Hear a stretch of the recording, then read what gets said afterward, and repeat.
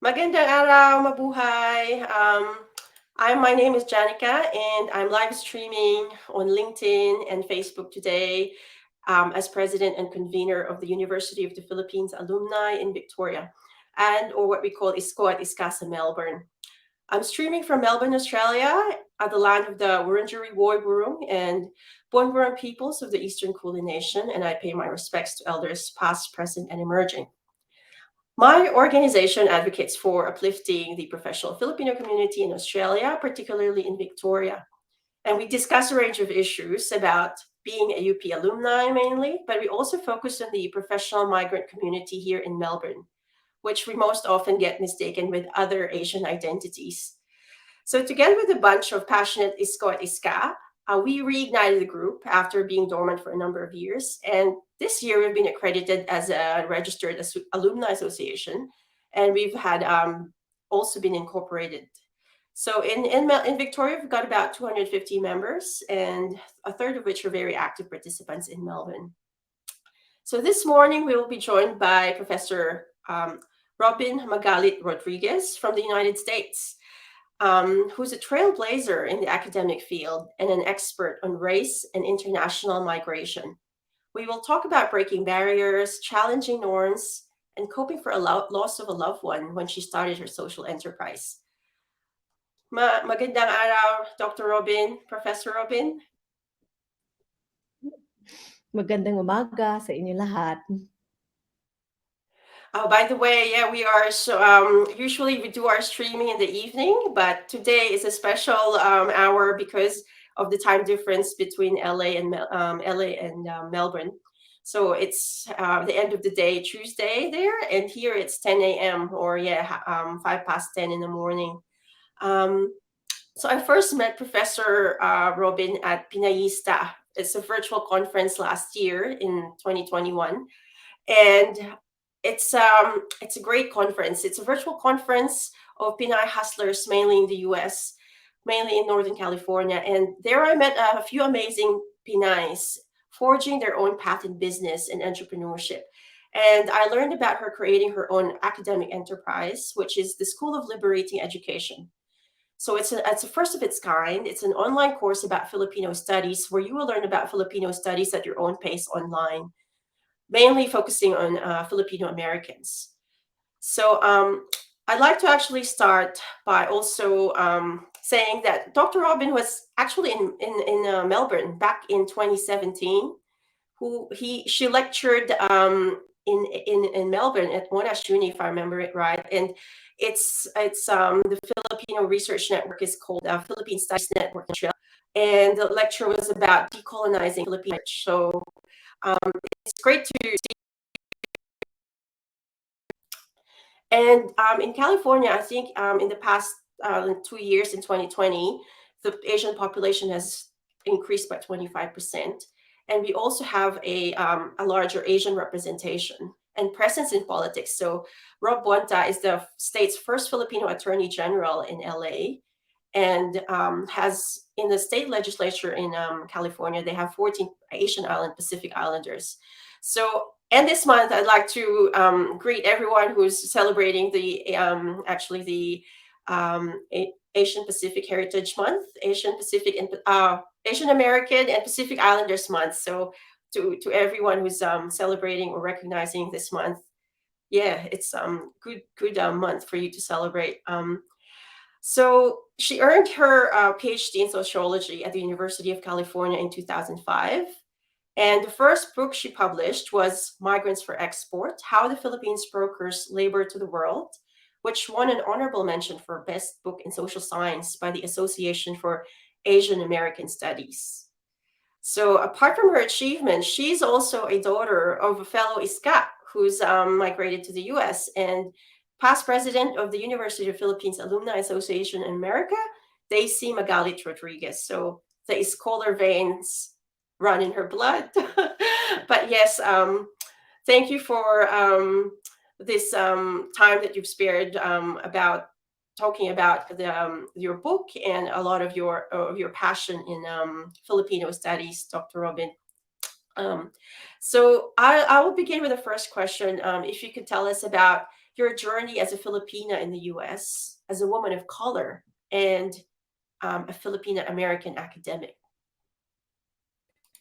Yeah, so my journey, I suppose, started when I was a young child. So I was always very, very, very bookish as a young child. It's sometimes a way I would avoid having to do sort of chores around our household. My father was very strict, and so but he always wanted us to be very productive, my brother and I. And but I could always avoid having to walis or to clean the bathroom or whatever if I said I was reading.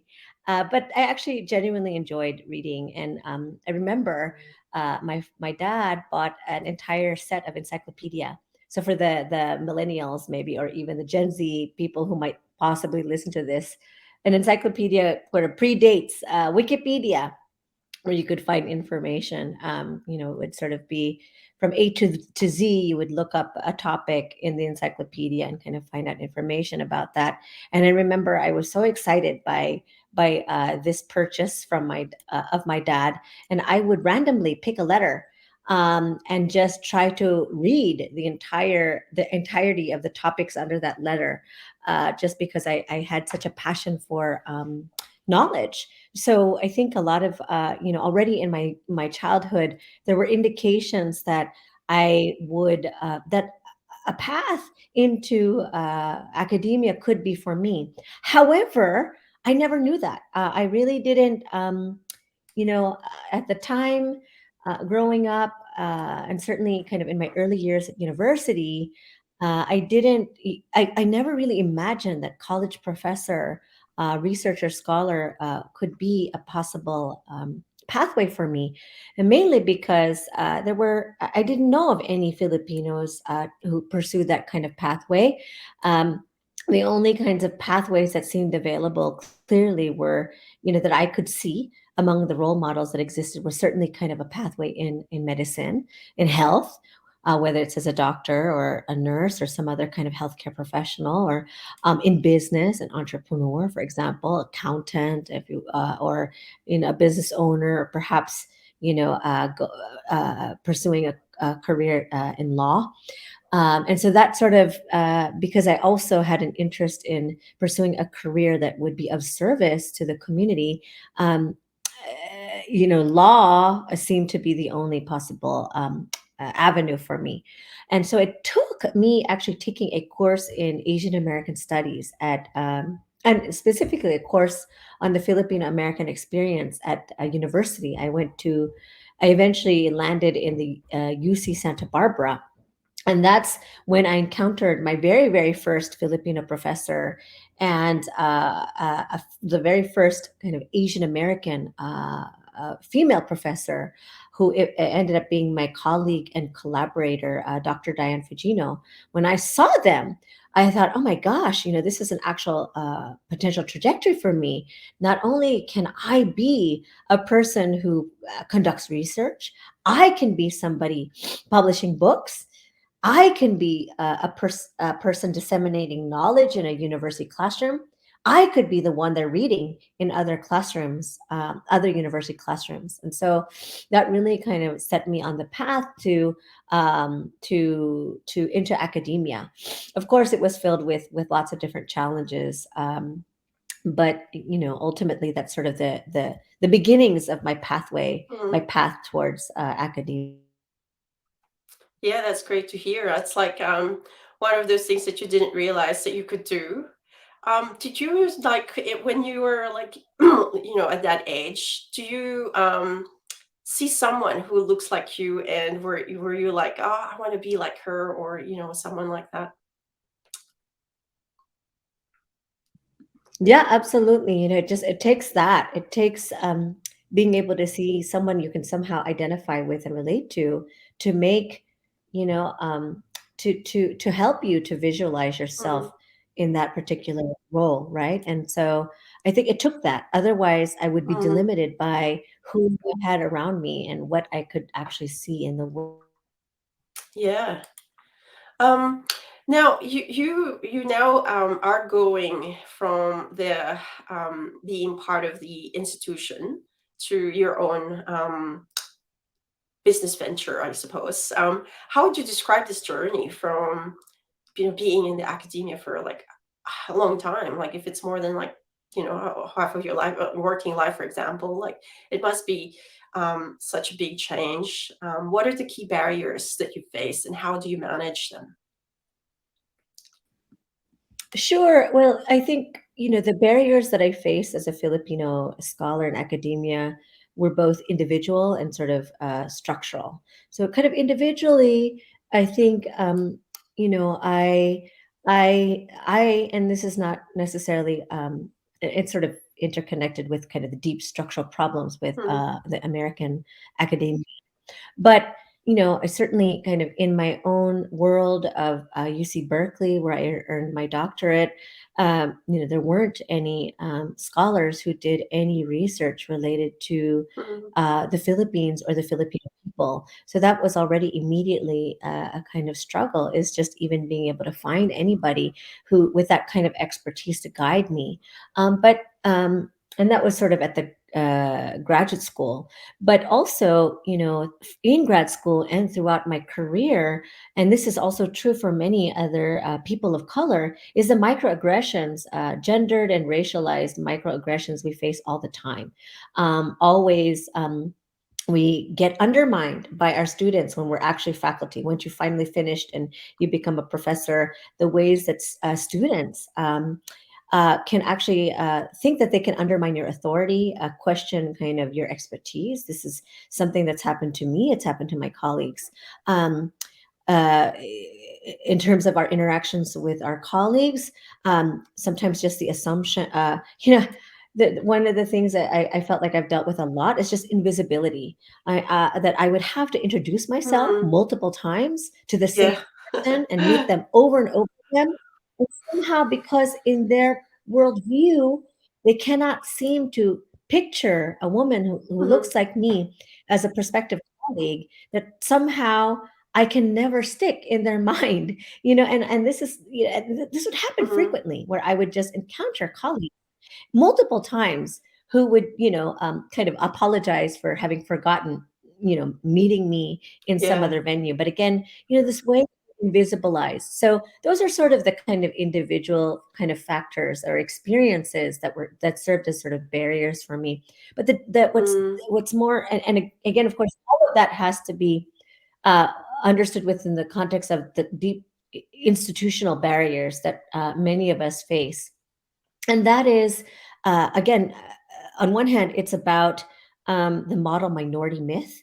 And so in the US context, there mm, is a kind of stereotype of Asian Americans as kind of these model minorities who are always professional or mhm, and kind of well-to-do, sort of that notion of the crazy rich Asian. But what that's meant for scholars who do work on Asia or on Asian Americans is a lack of investment on the part of foundations or philanthropists or government institutions in supporting research on our community, because the idea somehow is among the minority groups that exist, we already have it good. Why even bother investing in research on that population? That's sort of one kind of dynamic. Or another dynamic is that Filipinos are sometimes well, another dynamic mm, is really rooted in what many of us call imperial amnesia, and that is that the U.S. Uh, fails to recognize its deep impact on the Philippines as mhm, a former colonizer, or some would argue that the Philippines continues to be a sort of neo-colony of the U.S. But this imperial amnesia is another kind of structural or institutional barrier for Filipinos, Filipino scholars who want to study Filipinos or who want to study the Philippines, because there is a way that the U.S. is very mhm, invested in kind of um, effacing or rendering kind of invisible these violent histories of colonization and imperialism. It doesn't fit within the kind of narrative that the United States likes to put out of itself, right? As this country that, kind of as a democracy and all of that. Mm, So those are the sorts of barriers that we face as Filipino scholars, and not just, I should be clear, not just as Filipino scholars who happen to be in academia, but Filipino scholars who want to study the Philippines and who want to study Filipinos, right? Because, you know, sometimes a rising Filipino scholar can't even research on mm, these topics. They're already dissuaded at the graduate school yeah. level. So, yeah, those are the kind of barriers. And just quickly, it's why we then created the Bulosan Center. Yeah, But, which leads it's you to the next also question. Yeah. Yeah, so yeah, the Bulosan Center for Filipino Studies.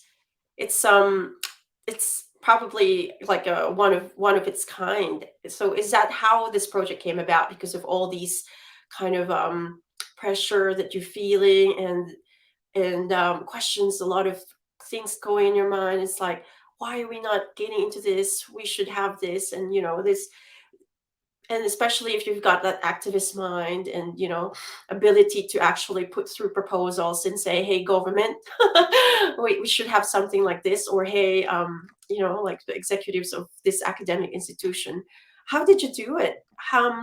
And I would like to ask, how is it different from other Philippine studies in America, if there is already existing something like that?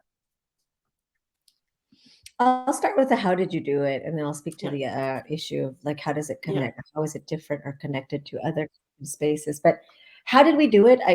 It was essentially a kind of entrepreneurial and activist kind of approach, and that is that after facing so many barriers, I can't even tell you the countless grant applications I have had. I've tried to apply for and have been rejected, for.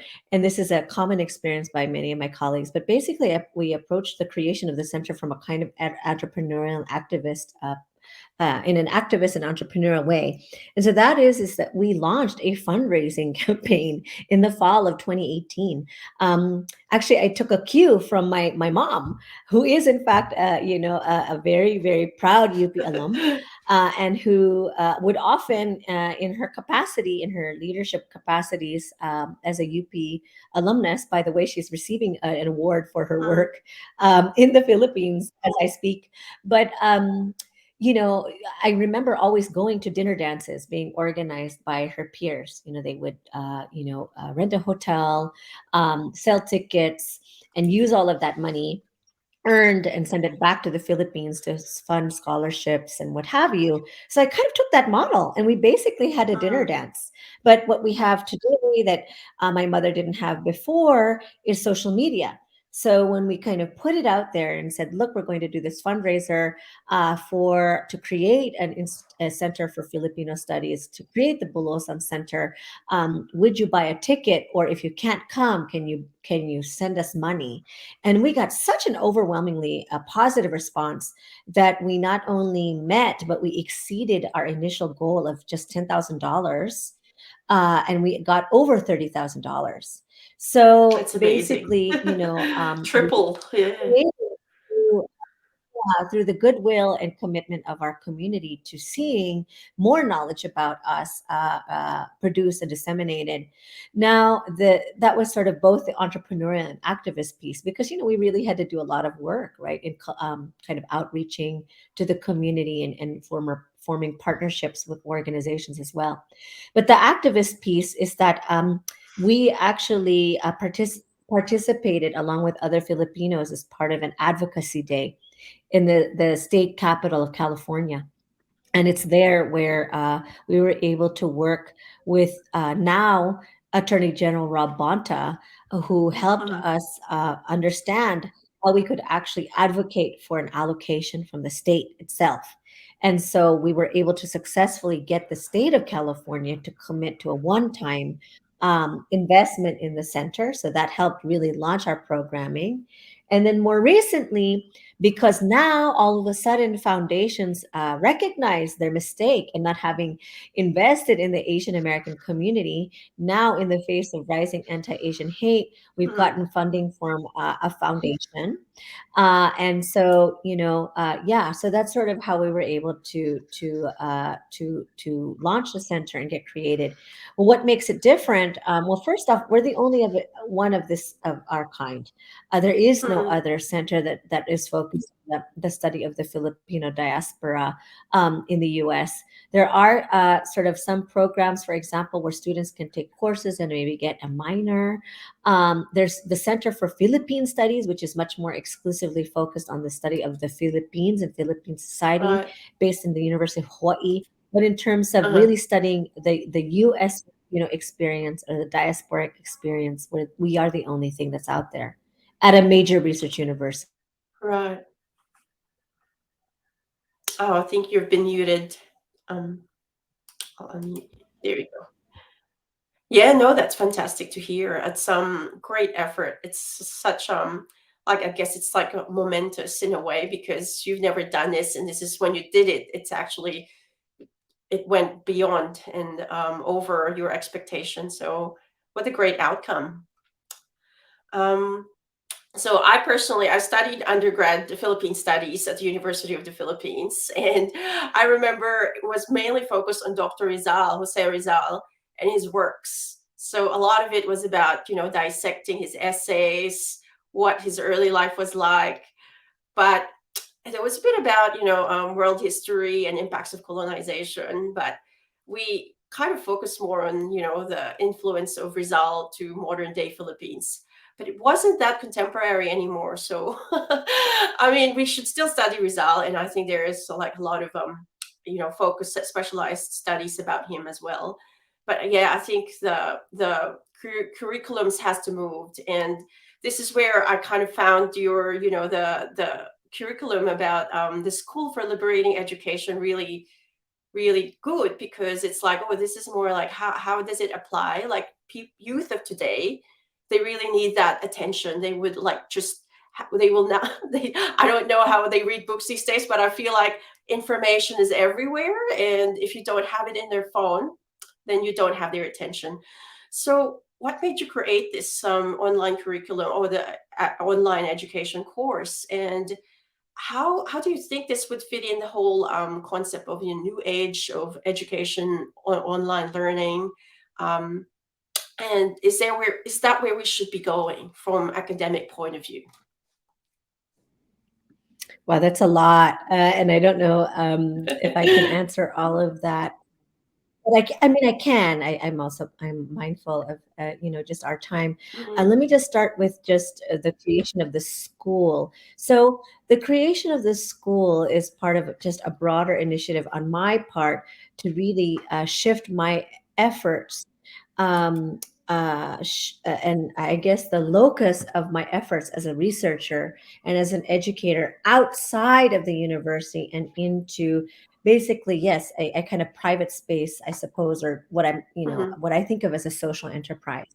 And why is because of the fact that despite our immense success with the creation of the Bulosan Center, we also have Mhm. seen how at least my particular campus, but also the entire system of the University of California, has failed to invest itself into our center. So, though we got Mhm. funding from the state of California, the university system has not yet put any kind of investment in our center. It's been very minimal at best, with Mhm. some staff support, very, very, very, very minimal. And Yeah. so I think it's that experience that despite how successful we were in terms of getting external money, that the university is not interested in investing in us itself. And not to mention just my experience as the chair of Asian American Studies, and how the university really, despite the diversity of the state of California, despite kind of the rising anti-Asian hate, that there wasn't Mhm. a commitment to even an investment in our department. Just seeing the on, the continued barriers to doing the Mm-hmm. work that we do, and also, frankly, after this experience of shelter in place and COVID, a loss of my son, my older son, Yeah. I just came to a realization that I didn't want to expend my energy anymore in that space. That Mm-hmm. I love being a teacher, I love being a writer, I love being a researcher, but I don't have to do it there. And I guess, the new technologies that emerged with the pandemic, like these Mm-hmm. online teaching platforms, me the idea that why should I have to fight so hard to offer this really, really important knowledge to our community? Why not give it to them directly? They don't have to apply to college, they don't have to, and so really, and pay all of that, tuition. If it's their passion, they can come and get a Mm-hmm. college kind of curriculum directly from somebody like me. And I mean, the reality is, the school is really not going to provide anybody any real accreditation. I mean, I'm not Mm-hmm. sure what whether go through the process of formal accreditation. It's something I've thought about, but I'm not sure whether I'll pursue it. It's really Mm-hmm. for those who identify in a particular way, who've never had the chance to pursue this knowledge Yeah. at their institutions or any time in their life. It's for people who are curious, people, lifelong learners of any age, to be able to have access to knowledge that's often, Mm-hmm. confined to these elite institutions. And for me, the revenue will end Mm-hmm. up being going back into the foundation in my son's Exactly. name. Yeah, which is like that is a like a social enterprise model. It goes back to the purpose of your and mission of your school. So they are such a fantastic initiative. I know we've probably got to go a little bit over time here. I just want to talk about a little bit about your new book, which is the Contemporary Asian American Activism, and a little bit of the Amado Kaya Foundation. So if you could maybe just tell us about this new book that you co-authored, and we touched on a bit about the Stop Asian Hate that's been happening, not just in America, but it has ripple effects all over the world. In Australia, we've had a lot of attacks and assaults on Asian Australians, and yeah, it's something to look forward to, I guess. Yeah, so the book is a collaboration with my former professor, the professor who, served as this role model, as somebody I could aspire to, Dr. Diane Fujino. And what's exciting about it is it's not just simply a collection of scholars or scholarship about Asian American activism, but it also actually includes the voices, the analysis, and knowledge of on the ground Asian American activists. So it's novel in that way. We really wanted um, uh, to provide a venue for people who do this work on a day to day basis, and really are incredibly sharp and have really a deep understanding of the issues, especially when it comes to issues of discrimination and other forms of marginalization that Asians face. We knew that they have this expertise, and we wanted to provide space for that. So that's what makes the book unique. What's also important about the book is we really try to provide this sort of historical and intergenerational perspective, and that is that, though we actually didn't intend it necessarily in this way when we wrote the book. We wanted mainly to just give young people um, um, information about activisms that generally don't get publicized. Again, it speaks to the model Mhm. minority myth, right? Part of the model Mhm. minority myth Yeah. is not just Asians are rich, Asians are upwardly mobile, they're also apolitical. So our intention in doing the book was so that we can visibilize Asian American activism, but that it came out at this moment um, is important because we get to historicize anti-Asian, stop anti-Asian hate activism.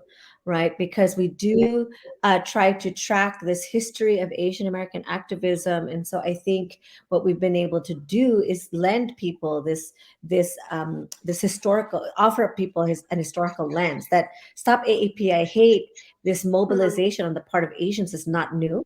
Actually, many of the organizations who called for Stop AAPI Hate were organizations that have been working in the community for decades, and so we're Mm. able to provide that lens. So the book was very, very much written for a Gen Z audience. We wanted it to be accessible, Right. as accessible as possible for young people and people beyond academia. Yeah, fantastic. My last question is about loss of your son, Amado Kaya. You've lost him during a pandemic in 2020 at such a prime age. I was reading about it on your website. And how do you cope with such a tragic loss? I know it's a very special month. It's also his birthday that you've commemorated. And yeah, how do you make yourself still active in that space that he to continue his work? Yeah, yeah, no, thank you for that. I mean, for me, I think it's an ongoing healing process for me. It will probably never end. And I recognize that, and I've really leaned very heavily on a community of healers, mental health providers. Thankfully, people who are Filipino, but also who are women of color, who've been really, really helpful in navigating this time. But I think for another important way I've coped, I guess, is just by keeping his spirit alive. Amado died Mm, while he was living in the Philippines. He was working alongside indigenous communities, and due to shelter in place restrictions of travel, he basically died from food poisoning, unable to seek out medical help. mm, As many of us know, in the early days of the pandemic, we were discouraged from going for medical help unless it was very, very serious, right? mm, Because of the threat of COVID being spread. So he was one of those casualties of these mm, kinds of response to to COVID. He, didn't seek help early enough. mm, But for me, creating the foundation and being able to support initiatives aligned with the work he did, he fought for affordable housing. He fought against gentrification. He fought mm, in support of ethnic studies and Filipino studies. He was very, very, passionate about indigenous peoples' rights. And he actually also recognized the importance of mental health and healing in our community, especially as people in the diaspora, what it means to be, struggling as mm. communities of color. So for me, this is a way that I'm able to extend his life. Even though he passed at the age of 22, at least through my life, as long as I live, I'm able to support work that he cared about. And in that way, I feel like I support his spirit, kind of keeping his spirit alive. Yeah, I'm sure he is very proud of you doing, continuing his work as well. And yeah, like spreading the word that, he's lived 20 years of his 2 decades of his life. And I'm sure he's touched on lots of souls as well who are still here and may continue his work. Um, but yeah, thank you so much, Professor Robyn. I really appreciate you sparing your time during this hour. Um, Happy Asian Pacific Heritage Month. We don't have it here in Australia. I hope we do, but the closest probably is we have a multicultural week. And because of the, still a low population compared to the US, but it's such a great energy that you've got. I know you're still grieving, but you still have that, like, a lot of passion in you. And it's good to transfer that energy to people who are, passionate about the Filipino community, and uplifting our visibility as well wherever we are. So yeah, I'll be continuing to support you and your endeavors as well, and we'll follow you in the future. So thank you for having this interview despite the time difference in LA. Have a good night and day here in Melbourne. Thank you, Dr. Robyn. Bye bye. Salamat. Salamat.